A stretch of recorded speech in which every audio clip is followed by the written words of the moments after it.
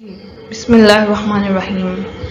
अस्सलाम वालेकुम व्यूअर्स, हमने सॉलिड स्टेट फिज़िक्स की लेक्चर सीरीज स्टार्ट की थी जिसमें हमने लेक्चर 1 देखा।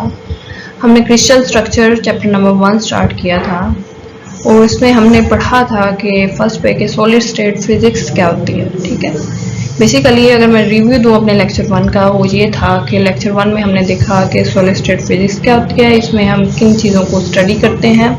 बेसिकली सॉलिड स्टेट फिज़िक्स में हम फिज़िकल प्रॉपर्टीज़ ऑफ सॉलिड को ही डिस्कस करते हैं। ओके, और हमने देखा था कि सॉलिड क्या होता है, उसकी साइज, शेप और वॉल्यूम जो था उसका फिक्स रहता है और जो उसका पैटर्न था वो क्लोजली पैक्ड होता है, जिसकी बिना पे हम उसे सॉलिड कहते हैं। ठीक है, फिर हमने देखा था कि सॉलिड की जो टाइप्स होती हैं वो कितनी होती हैं, जिनमें हमारे पास फर्स्ट पे थी क्रिस्टलाइन सॉलिड और सेकंड पे थी नॉन क्रिस्टलाइन सॉलिड या फिर अमॉर्फस सॉलिड।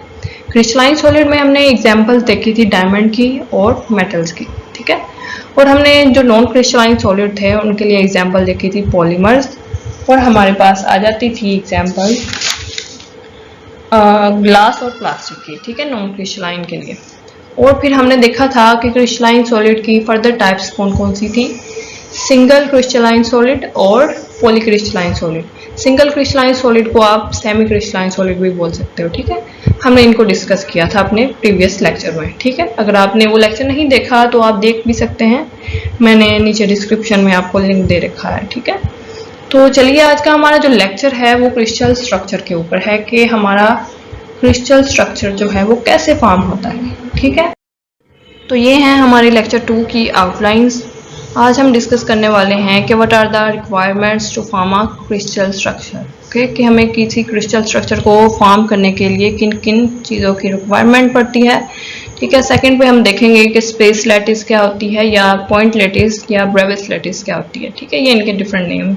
स्पेस लैटिस को आप पॉइंट लैटिस भी बोल देते हो, ब्रेविस लैटिस भी बोल देते हो। ठीक है, और फिर हम देखेंगे कि बेसिस क्या होती हैं। ओके, बेसिस को डिस्कस करेंगे और at the end we will talk about how our crystal structure are formed by helping the space lattice and basis. Okay, तो चलिए लेक्चर की तरफ बढ़ते हैं कि what are the requirements to form a crystal structure। तो हमने देखा कि क्रिस्टल स्ट्रक्चर को फॉर्म करने के लिए हमारे पास दो चीज़ों की ज़रूरत पड़ती है, जिनमें हमारे पास लैटिसेस आ जाती हैं और बेसिस हो जाते हैं। तो let's discuss the lattice point कि हमारे पास लैटिस क्या होते हैं, इनको डिस्कस कर लेते हैं। आप यहाँ पे इमेजिनरी पॉइंट्स देख रहे हो। ठीक है, ये हमारे पास इमेजिनरी पॉइंट्स हैं। ठीक है, जो कि इक्वली डिस्ट्रीब्यूट हैं और इनकी सराउंडिंग भी क्या होती है, हमारे पास सेम होती है, आइडेंटिकल होती है। कि हम लैटिस को बेसिकली डिफाइन ऐसे करते हैं कि it is the arrangement of points in 3 dimensional having identical surrounding. Okay, ये लैटिस की हम डेफिनेशन सिंपली करते होते हैं। ठीक है, तो आप देख रहे हो ये जो पॉइंट्स हैं हमारे पास, यहाँ पे ये पॉइंट है, ये पॉइंट है, ये इक्वली डिस्ट्रीब्यूट है। ठीक है, इनके दरमियान जो ट्रांसलेशनल वेक्टर होता है वो भी क्या होता है, सेम होता है। ठीक है, इस ट्रांसलेशन वेक्टर की भी हम नेक्स्ट लेक्चर में बात करेंगे, फिलहाल हम लैटिसेस को डिस्कस करते हैं।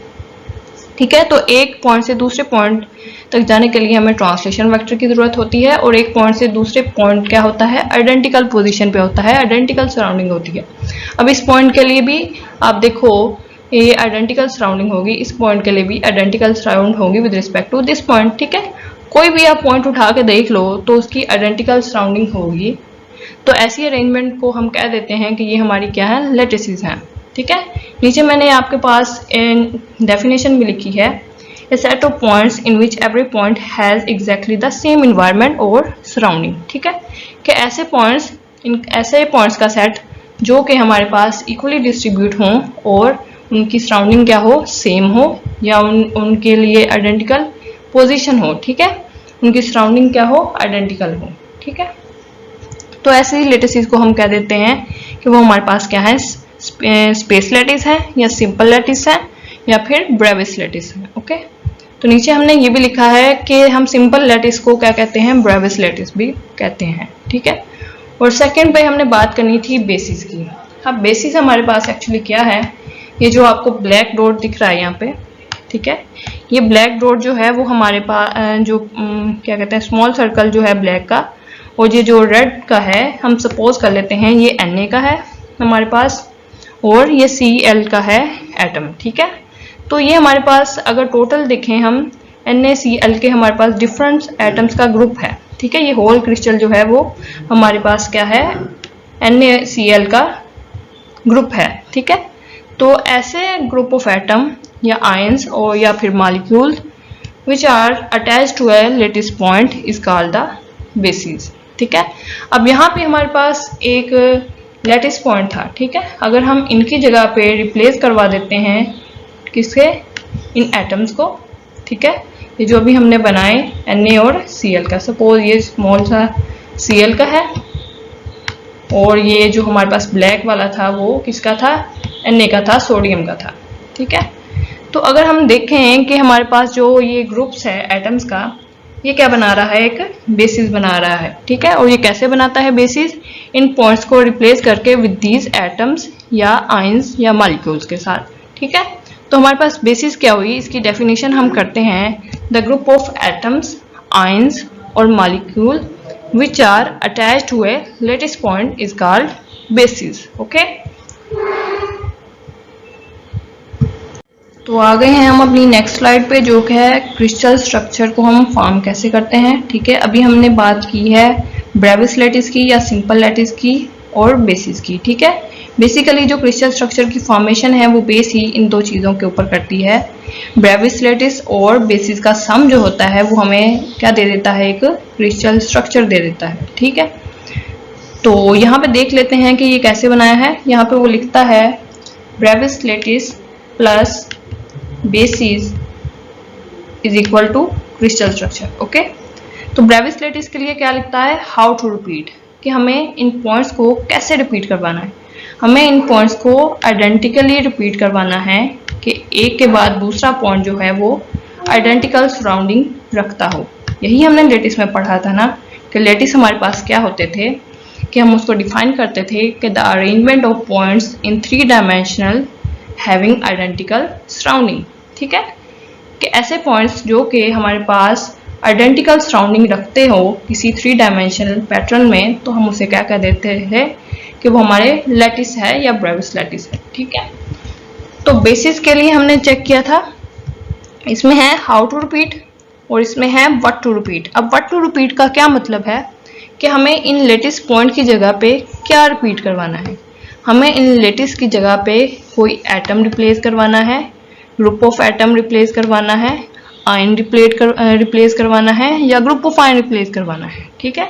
तो बेसिकली जो इनकी रिप्लेसमेंट है इन लैटिस पॉइंट की जगह पे वो हमारी क्या है, एक्चुअली बेसिस है, ठीक है। तो यहाँ पे हाउ टू रिपीट और व्हाट टू रिपीट का यही मतलब था। बेसिस की हमने डेफिनेशन भी तो यही की थी कि ग्रुप ऑफ एटम, आयंस और molecule which are attached to a lattice point is formed our basis, okay. कि हम लैटिस पॉइंट की जगह पे जब बेसिस को रिप्लेस करवा देते हैं हमारे एटम से या मॉलिक्यूल से या ग्रुप ऑफ एटम और मॉलिक्यूल से, तो वो हमारी क्या बन जाती है, बेसिस बन जाती है, ठीक है। तो अब हमने देखना है कि हमारा क्रिस्टल स्ट्रक्चर जो है वो कैसे फॉर्म होता है, ठीक है।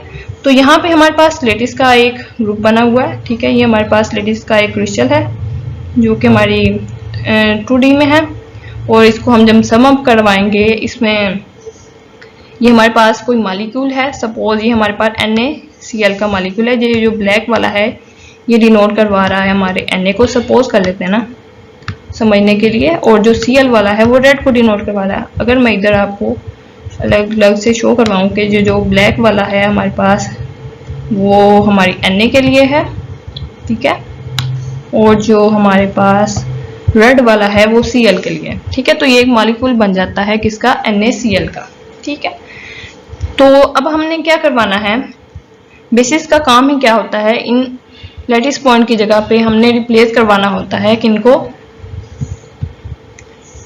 अपने एटम्स को या मॉलिक्यूल को, ठीक है। तो हम यहाँ पे यही काम करवाएंगे कि हमने जब सम अप किया अपने लैटिस पॉइंट को इस ग्रुप क्या कहते हैं मॉलिक्यूल ऑफ NaCl के साथ, तो हमारे पास क्या बन गया, ये स्ट्रक्चर बन गया, ठीक है। अब आप हर पॉइंट की जगह पे ये जो लैटिस पॉइंट का हर पॉइंट है, ठीक है, ये पॉइंट है, ये पॉइंट है, या ये पॉइंट है, या कोई भी इनमें पॉइंट है, आप इनकी जगह पे क्या रिप्लेस करवा दोगे, हमारा ये मॉलिक्यूल ऑफ NaCl, ठीक है। तो हमने यही काम किया, हमने फर्स्ट इस पॉइंट की जगह पे अपने इस पॉइंट को रिपीट किया, रिप्लेस किया, ठीक है। हम अपने सेकंड लेटिस पॉइंट के लिए हमने इस मॉलिक्यूल को रिप्लेस किया, ठीक है। यानी कि हर पॉइंट पे हम क्या करवा देंगे, ये मॉलिक्यूल ऑफ NaCl, ये जो ब्लैक और रेड का हमारे पास एक मॉलिक्यूल है बना हुआ, वो रिप्लेस करवा दिया हमने। तो हमारे पास एक क्रिस्टल स्ट्रक्चर जो है वो होके बन के आ गया, ठीक है। ये आप हर पॉइंट के लिए करोगे, लेटिस पॉइंट के हर पॉइंट के लिए क्या करोगे, ये काम करोगे कि हर मॉलिक्यूल को, ठीक है, इसको, यह हालांकि यहाँ पे सिंगल है, लेकिन सिंगल मॉलिक्यूल है, लेकिन आप इसको हर पॉइंट की जगह पे रिप्लेस करवाओगे, ठीक है। तो ये है हमारा क्रिस्टल स्ट्रक्चर, कि हमारा क्रिस्टल स्ट्रक्चर कैसे फॉर्म होता है जब हम रिप्लेस करवा देते हैं अपने लेटिस पॉइंट की जगह पे किसी एटम को या मॉलिक्यूल को, या फिर हमारे पास ग्रुप ऑफ एटम हो सकता है वो, या ग्रुप ऑफ मॉलिक्यूल हो सकते हैं, ठीक है। तो तब हमारा क्या बन जाता है, एक क्रिस्टल स्ट्रक्चर बन जाता है। तो ये थी हमारी आज की वीडियो। मैं उम्मीद करती हूँ कि आपको इसमें से बहुत कुछ सीखने को मिला होगा, और अगर आपका कोई क्वेश्चन हो तो आप मुझे कमेंट में फीडबैक दें, तो मैं इंशाल्लाह कोशिश करूँगी कि आपको आंसर दूँ। तो मिलते हैं अपने नेक्स्ट लेक्चर में। टेक केयर, अल्लाह निगहबान।